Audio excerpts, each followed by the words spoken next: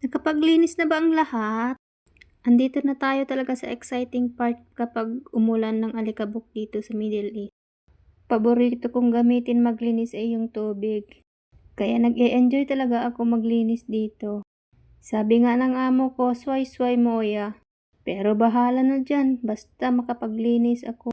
Butin ko nga lahat ng sulok ng bahay dito, guys. Pero dun sa part ng mga lalaki hindi ko linisin kasi sabi ng amo ko, magdala daw na maglinis mamaya. So habang nagluluto ako ng tanghalian, sinimulan ko na itong linisin para mamayang hapon gagawa na naman ako ng sambusa. Kagabi ko pa nga to iniisip kaya nagising talaga ako ng maaga.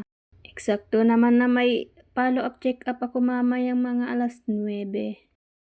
Kaya inagahan ko na talaga gumising para pagdating ng amo ko, susundo sa akin matapos ko na lahat. Kasi nga ang haba ng pila sa ospital.